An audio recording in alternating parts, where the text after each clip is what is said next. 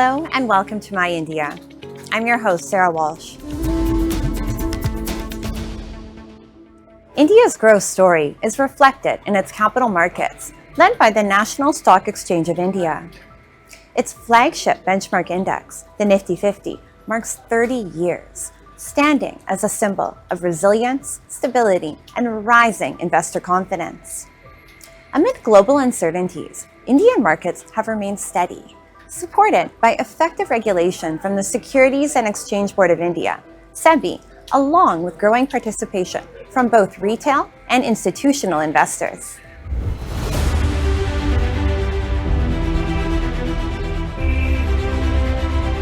India's financial journey reflects resilience, steady growth, and rising global confidence, with the National Stock Exchange of India at its core.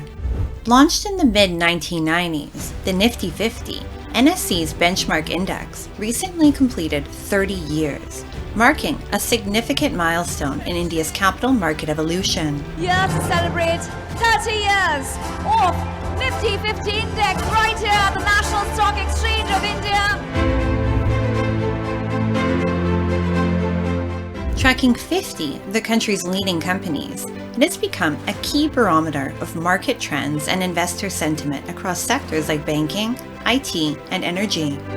Since its inception in 1996, the Nifty50 has delivered a staggering annualized return of 12.74%. Over the last 3 decades, Nifty has become one of the most widely tracked indicators of India's market.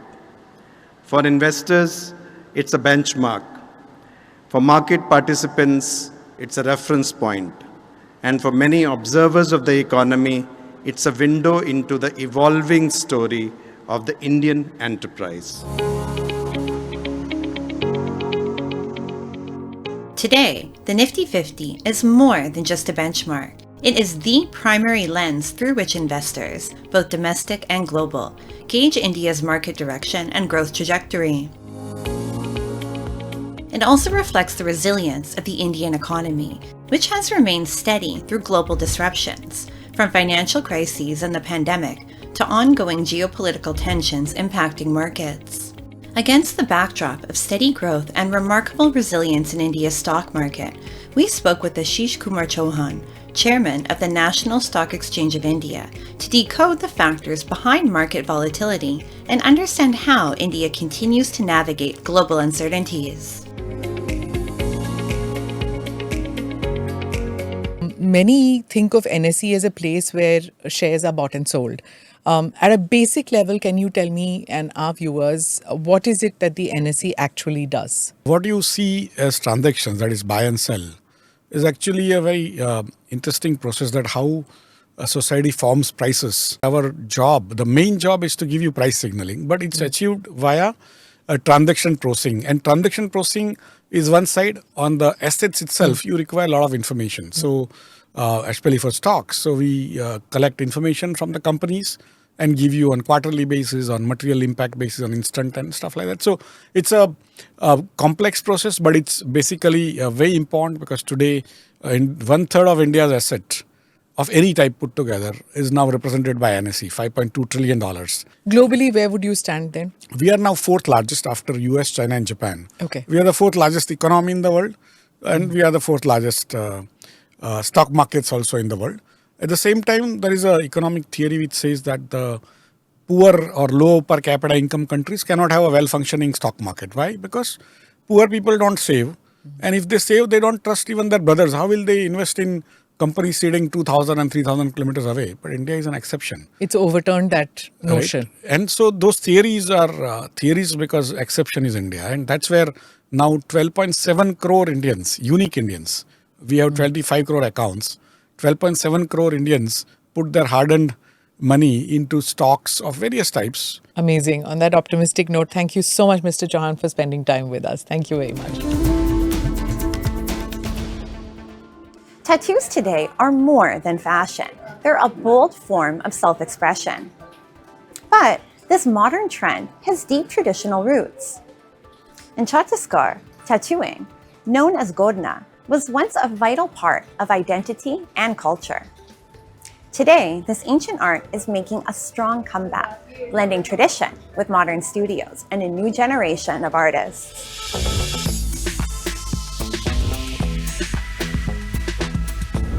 The land of Chhattisgarh is home to diverse tribal communities, each with a unique identity, one of them being the Bega tribe. For the Begas, Godna was not just decoration, it was a way of life. Every design held a story, a belief, and a mark of identity. What we call modern tattoo art today traces its roots back to this very tradition. The only difference, what was once created with simple needles and natural pigments, is now crafted with machines and high-quality ink. जहाँ तक बात है tattoo और गुदने की, गुदना जो है वो tattoo का ही बेसिक जो इंडियन फॉर्म है, स्टार्टिंग फॉर्म है, जहाँ से टैटू इंडस्ट्री स्टार्ट हुआ, वो उसका एक नाम दिया जाता है गुदना। गुदने से ही जो इंडस्ट्री चालू हुई, हमारे इंडियंस जो ट्राइबल लोग थे वो इस पे काम करते थे, बनाते थे। जैसे आप इसका वर्णन आपको पुराने लिटरेचर पे भी मिलेगा।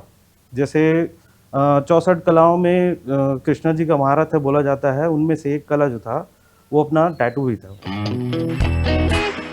Today, tattoo studios are no longer just places to ink designs. They've evolved into vibrant creative spaces. Young people walk in with personal ideas. Some choose their mother's name, others pick symbols of their dreams, while many express themselves through geometric and mandala patterns.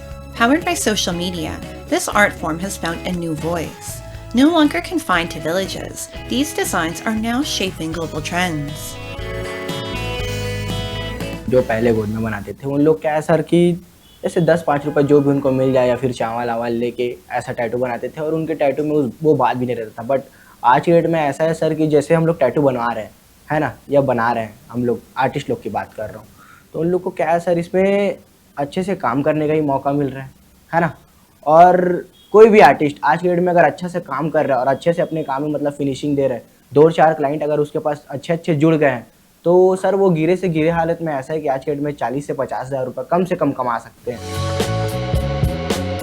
One of the most striking shifts in this field is the growing presence of women.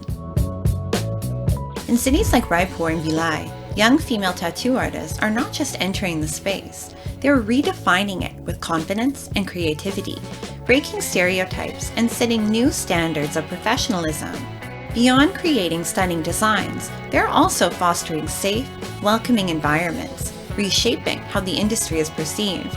Today, the tattoo industry has emerged as a dynamic career option for youth, offering both creative recognition and strong financial independence. मेरे को tattooing में कम से कम 3 साल हो गए हैं लगभग, और यहाँ मैं 2 साल से हूँ। आप जैसे टैटूइंग में जाते हैं तो निडल, खास करके निडल का बहुत ज़्यादा ध्यान रखना पड़ता है। इंक हो गया, इंक आप देखिए कि कैसा रहता है। इंक अच्छी कंपनी का इंक रहेगा तो अच्छा रहेगा। और भी बहुत सारे हैं, ग्लव्स वगैरह हो गया, हाइजीन पूरा, आप अपने सेटअप को कितना क्लीन रखते हैं। जैसे आपका क्लाइंट आया, वैसे ही दूसरे क्लाइंट जैसे बैठेंगे तो वो सेटअप पूरा क्लीन करना रहता है।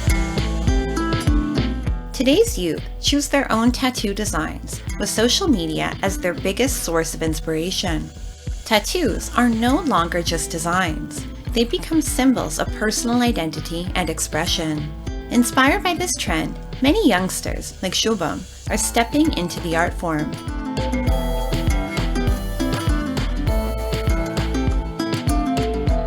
मैं बहुत दिन से सुना था इनका रिव्यू, बहुत अच्छा था, तो मैं सोचा एक बार मैं भी ट्राई करूं। मेरा पहला टैटू है यहाँ और वो भी फुल हैंड में।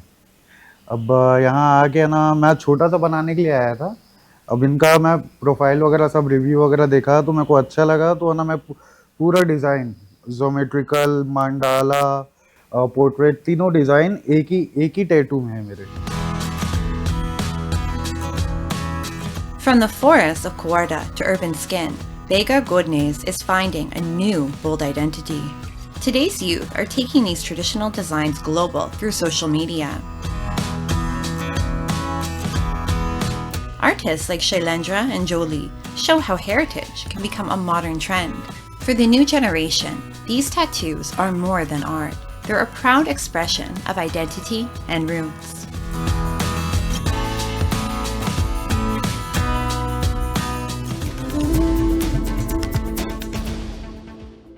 The celebrations of Ram Navami concluded with great fervor across the country.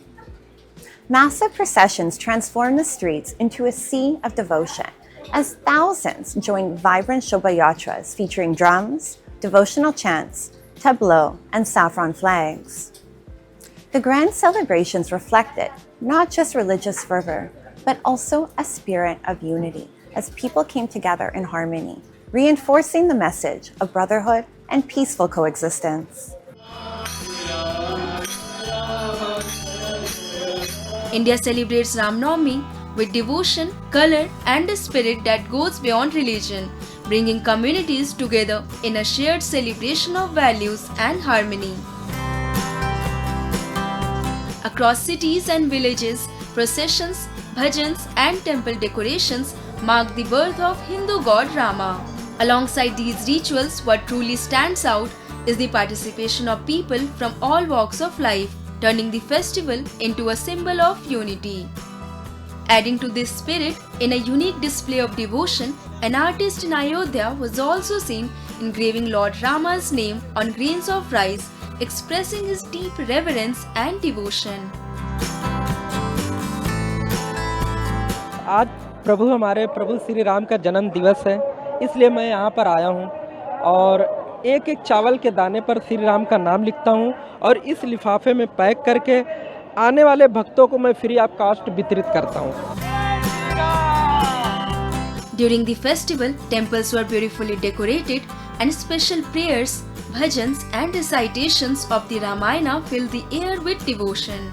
In many parts of India, grand processions carry idols of Lord Rama, recreating scenes from his life and drawing large gathering of devotees, while events like traditional kushti were also organized across cities. यहाँ करके हमें बहुत खुशी हुई है. सबसे बड़ी बात है मैं तीसरा बार ये जीतने का हमें सौभाग्य प्राप्त हुआ और यहाँ आकर के बहुत अच्छा लगा. राम नवमी का जो पर्व है बहुत धूमधाम से मनाया जा रहा है. आज राम नवमी का महान पर्व है और इसलिए दर्शन करने के लिए काफ़ी दूर दूर से लोग आए हुए हैं और देख रहे हैं कितनी भीड़ भी है. As India celebrates Ram Navami each year, the festival serves as a reminder of the power of faith to unite people, strengthen communities, and uphold timeless ideals that define the nation's cultural identity.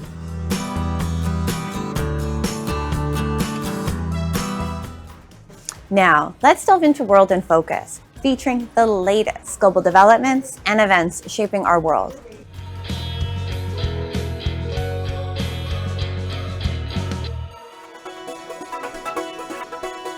Cooking test to certify real qualification for foreign Japanese cuisine chefs was held in Kyoto. Under global trend of Japanese Cuisine and Dietary Culture Development Committee, JCDC, organized cooking skill tests to certify real Japanese cuisine qualification for foreign chefs. 12 foreign chefs applied to it aiming gold or silver qualification. Some of chefs got training in Japanese traditional restaurant. Others got win in the Japanese Cuisine Championship event held by Ministry of Agriculture, Forestry and Fisheries. 10 chefs applied to silver qualification test cooking 1 soup and 5 plates. Silver certification, the 6 months were really much of a very big experience for me. So I think it will play a very important role in the next few years and the career ahead for me. 2 chefs applied to gold qualification test cooking Shikado bento box. Those disciples keep in the mind mentor's message, each country has each taste defined by temperature and air pressure. Please adapt to them to complete most taste Japanese cuisine for your country.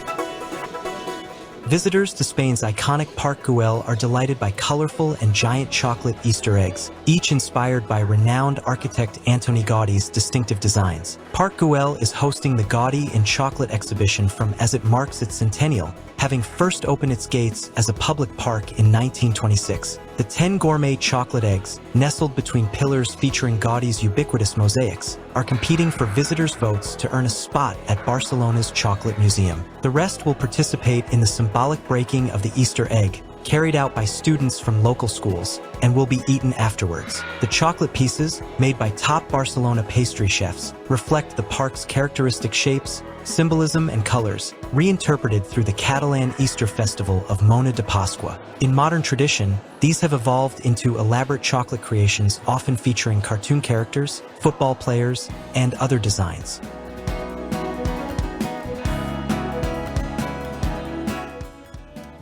They say when you find the right path, the destination is never far. But not everyone is given that chance. In a fast-paced city like Mumbai, many dreams fade under the weight of circumstance. Offering those dreams a second chance is the Oscar Foundation. Here, football is more than just a game. It's a gateway to education. Guided by the principle, no school, no football, this initiative is transforming lives, taking children from the playground to the classroom and setting them on a path toward a brighter future.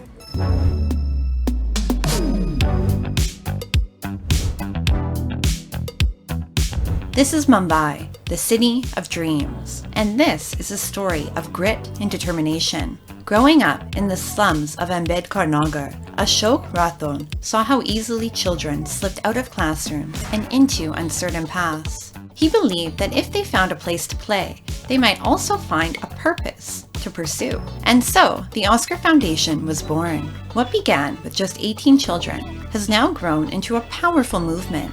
The rule is simple. Step onto the field only if you step into a classroom.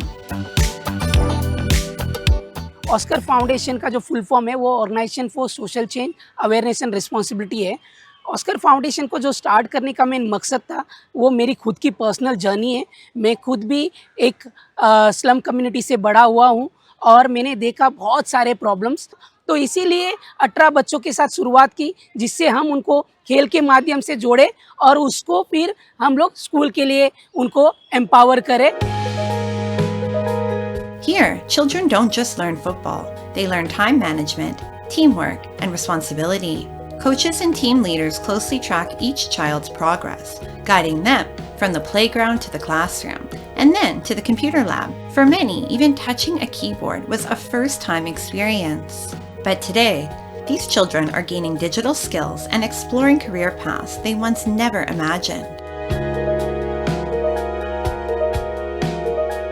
अब हमारे पास team है, proper team है। हम लोग 85 से भी ज़्यादा लोग काम कर रहे हैं। हमारे पास जो कम्युनिटी यूथ लीडर है वो 400 से भी ज़्यादा यूथ लीडर्स है और अभी हमारे जो ड्रीम्स है वो बढ़ते जा रहे हैं। हम सोच रहे हैं कि आने वाले 3 साल में हम कैसे 1 लाख बच्चों को हम सपोर्ट कर पाए और कैसे जो गवर्नमेंट स्कूल में हैं वहाँ पर हमारा काम पहुँचे, वहाँ के जो टीचर्स है, फिजिकल एजुकेशन टीचर्स, उनको हम ट्रेन करें।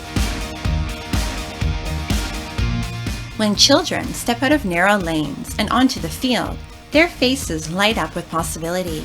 Every pass becomes a lesson in teamwork, every drill builds discipline, and every match fuels confidence. Here, both victory and defeat are teachers. This is where hesitation transforms into courage, and dreams begin to take shape. मैं Oscar में करीबन 13 साल से हूँ और मेरी Oscar की journey में जब सेकंड स्टैंडर्ड में था तभी स्टार्ट हुई। ऑस्कर में जॉइन हुआ, फिर फुटबॉल मेरे लाइफ में आया। फिर फुटबॉल मेरे लाइफ में आने के बाद मुझे एक विज़न मिला कि लाइक मुझे क्या करना है ज़िंदगी में। सो लाइक फुटबॉल मुझे एक मेरे डेली रूटीन का टाइप, लाइक डेली रूटीन में मेरे लिए फुटबॉल इंक्लूड हो गया। फिर फुटबॉल से मैंने सपने देखना चालू किया, दुनिया देखा। From local grounds to state and national arenas, these children are proving that with the right guidance, circumstances don't define destiny. The Oscar Foundation is not just building players, it is shaping confident students, responsible leaders, and fearless dreamers. From the narrow lanes of slums to the dreams of grand stadiums, this powerful blend of education and sport is rewriting futures in Mumbai.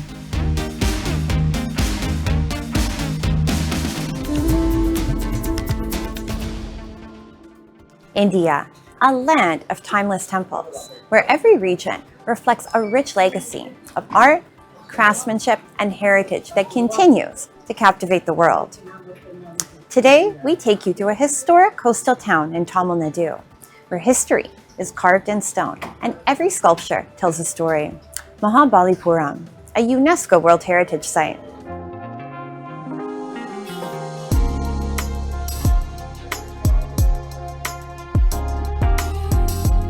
Located on the eastern coast of Tamil Nadu, along the Bay of Bengal, Mahabalipuram, also known as Mamallapuram, once flourished as a major seaport under the Pallava dynasty in the 7th and 8th centuries. Fueled by maritime trade, the town became a vibrant center of art, architecture, and craftsmanship, earning recognition far beyond its shores.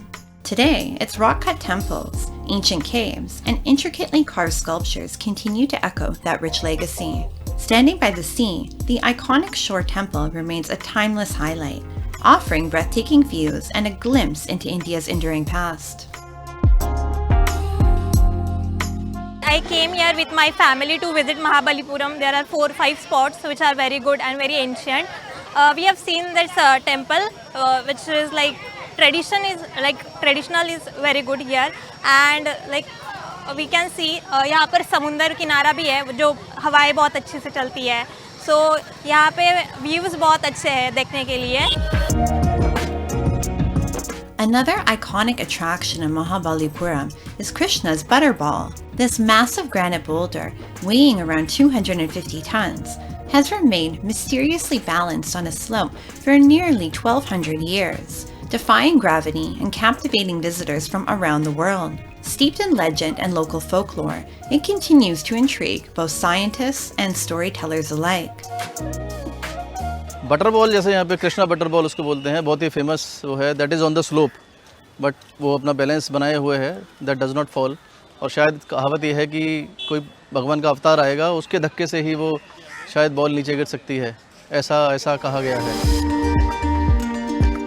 Mahabalipuram is not just a tourist destination, it is a living museum of India's history, art, and culture. Here, ancient grandeur blends seamlessly with modern serenity, creating a truly unique and timeless experience. Just a short drive from Mahabalipuram lies a destination that adds a touch of adventure to the journey, the Madras Crocodile Bank. Home to crocodiles, gharials, and a wide range of reptiles, this unique center offers more than just a close-up encounter with wildlife.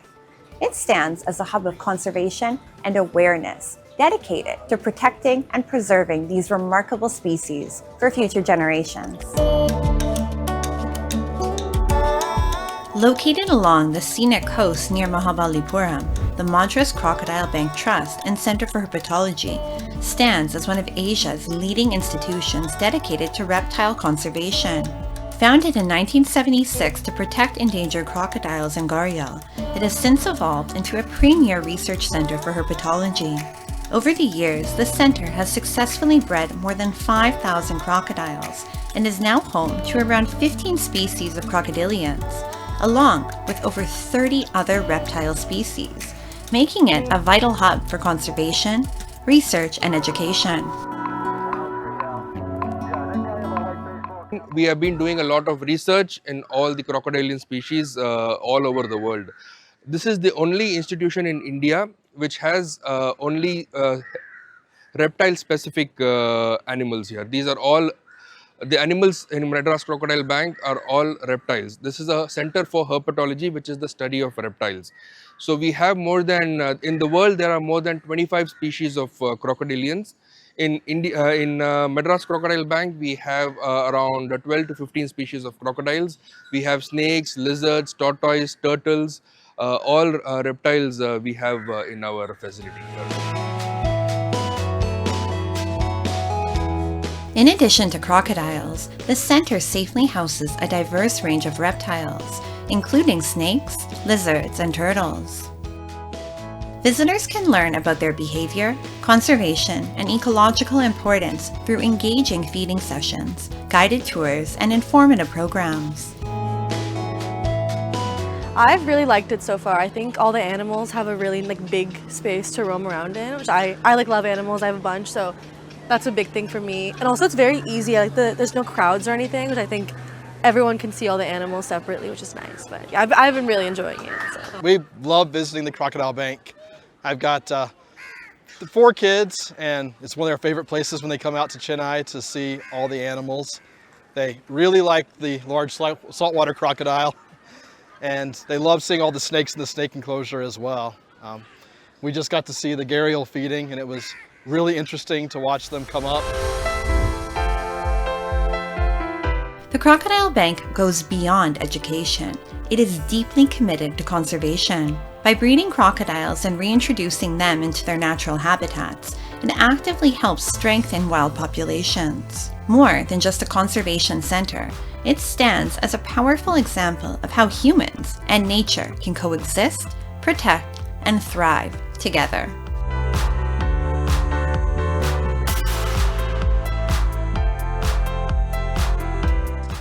From the stone heritage of Mahabalipuram to conservation at Madras Crocodile Bank, this journey reflects India's effort to preserve culture and wildlife for future generations. And with that, we wrap up today's episode of My India. I'm your host, Sarah Walsh, and we'll see you next week at the same time. Goodbye and take care.